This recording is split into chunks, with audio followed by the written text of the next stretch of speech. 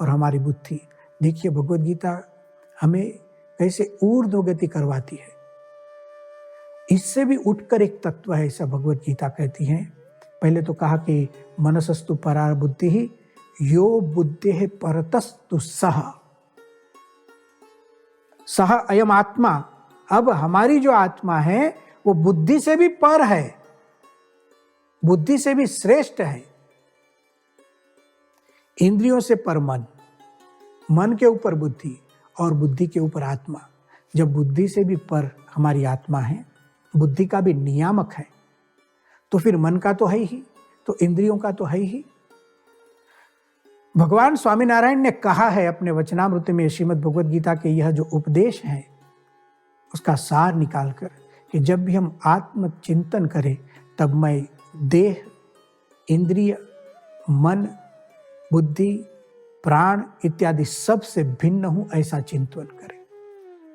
श्रीमद् भगवद गीता ने हमें यह समझाया कि ऐसा समझने से लाभ क्या होगा। मैं नियामक हूं, मैं क्षेत्रज्ञ हूं इस शरीर का। तो जो शरीर के साथ एक परवशता चल रही है, शरीर को ही प्रसन्न करने की जो भावना चल रही है, एक जो आत्मसत्ता चली गई, यह आत्मा रूपी राजा अपनी राजनीति को जो भूल गया है, वह राजनीति वापस आ जाएगी, आत्मसत्ता आएगी। और इसके आगे तो बहुत काम करना है, केवल आत्मविचार में अटकना नहीं है। भगवद गीता तो हमें बहुत आगे ले जाना चाहती है।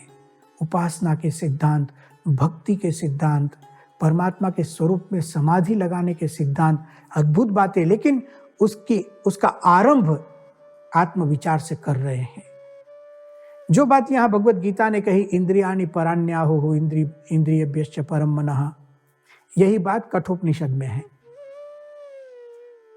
एक बात हम बारंबार करते हैं कि उपनिषदों में जो तत्वज्ञान कहा गया उसी को भगवद गीता में पुनः याद करते हैं, और इसीलिए भगवद गीता को स्मृति प्रस्थान कहते हैं। स्मृति, उपनिषद श्रुति प्रस्थान है, वेद के साक्षात मंत्र है, और भगवद गीता स्मृति प्रस्थान है। उसमें याद किया जाता है। सर्वोपनिषदो गावो दुग्धा गोपाल नंदनः। उपनिषद रूपी गायों का अमृतमय दूध श्रीमद् भगवद गीता है। तो यह जो बात बताई, इंद्रियों से पर मन, मन से पर बुद्धि, बुद्धि से पर आत्मा, यह बात कठोपनिषद में ऐसे ही शब्द जो भगवद गीता में किंचित परिवर्तन करके उसको याद किया गया। कठोपनिषद कहती है इंद्रियाणि पराण्याहुः इंद्रियेभ्यश्च परम मनः मनसस्तु परा बुद्धि बुद्धेरात्मा महान परः। यहाँ तक भगवद गीता में आया, बुद्धेः आत्मा महान परः। अब आत्मा से भी पर दो तत्व है, ऐसा कठोपनिषद में आगे कहा है। मंत्र थोड़ा ज्यादा है, वह बात भगवद गीता में आगे जाकर आएगी। भगवद गीता अभी आत्म तत्व की स्पष्टता कर रही है। कठोपनिषद ने क्या कहा, बुद्धेरात्मा महान परः। बुद्धि से भी हमारी जो आत्मा है वो महान है। अब आत्मा से भी ऊपर कौन है, महतः परम अव्यक्तम, अव्यक्तात् पुरुषः परः पुरुषान्न परम किंचित सा काष्ठा सा परागति ही। कठोपनिषद आत्मा से भी पर एक अव्यक्त नाम का तत्व है।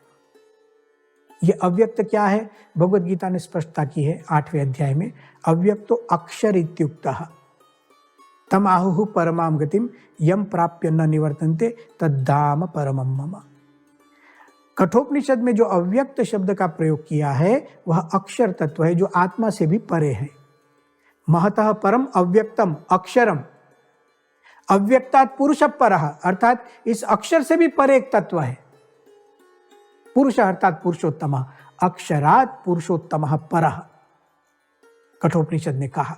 जो भगवद गीता के 15वें अध्याय में आएगा, यस्मात् क्षरम अतीतोहम अक्षरादपि चोत्तमः अतोस्मि लोके वेदे च प्रथितः पुरुषोत्तमः।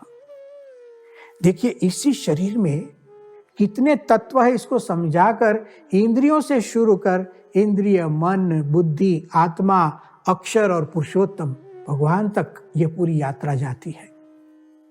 श्रीमद् भगवद गीता का जो सांख्य ज्ञान है उसको यदि हम समझेंगे तो इसी शरीर में जो दिव्यता है, इस दिव्यता का अनुभव हमें होगा। भगवान श्री कृष्ण अब अर्जुन को स्पष्ट रूप से आत्म स्वरूप क्या है, अलग अलग विभिन्न दृष्टांतों से समझाया। अर्जुन को यदि यह पता चल जाए तो उसको बहुत जीवन में लाभ होगा, अपने कर्तव्य में जुड़ जाएगा।